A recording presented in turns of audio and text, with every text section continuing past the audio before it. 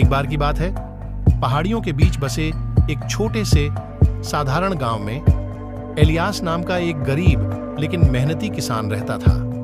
इलियास को जहां तक याद है, उसने उपजाऊ भूमि पर काफी मेहनत की थी, फसलें उगाई थीं और अपने कुछ जानवरों की देखभाल की थी, लेकिन बमुश्किल ही वह अपने परिवार का भरण पोषण कर पाता था। शरद ऋतु की एक सुबह जब इलियास रोपण की तैयारी के लिए अपने खेत की जुताई कर रहा था, उसका जंग लगा हल धरती के नीचे किसी ठोस चीज से टकराया। आश्चर्यचकित और उत्सुक होकर उसने अपना काम बंद कर दिया और खुदाई शुरू कर दी। गंदगी के हर एक टुकड़े के साथ उसका दिल तेजी से धड़कने लगा। अंत में उसे एक चमचमाता सुनहरा बक्सा मिला जो अलंकृत पैटर्न और चमचमाते रत्नों से सुसज्जित था। इलियास ने सावधानी से बक्से को जमीन से उठाया। उसके हाथ उत्तेजना से कांप रहे थे। उसने अपने पूरे जीवन में इतनी सुंदर कोई चीज कभी नहीं देखी थी। उसने गंदगी को साफ किया और बारीकी से जांच की। उसे आश्चर्य हुआ कि इतना खजाना उसके खेत में कैसे दबा हो सकता है।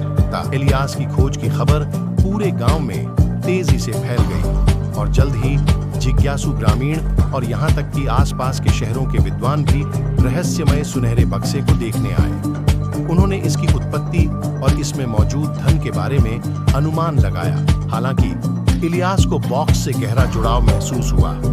उन्होंने इसे न बेचने का फैसला किया क्योंकि यह उनके जीवन में आश्चर्य और आशा की एक नई भावना लेकर आया था। उन्होंने इसे अपने साधारण घर में गर्व से प्रदर्शित किया और यह उनके परिवार और पूरे गांव के लिए प्रेरणा का प्रतीक बन गया। समय के साथ इलियास ने गोल्डन बॉक्स के बारे में और अधिक जान लिया। ऐसा कहा जाता था कि यह एक लंबे समय से खोए हुए राज्य का अवशेष था और किंवदंतियों ने एक छिपे हुए डिब्बे का संकेत दिया था जिसमें एक अनमोल रहस्य था। बॉक्स के रहस्य को उजागर करने का इलियास का दृढ़ संकल्प हर गुजरते दिन के साथ मजबूत होता गया।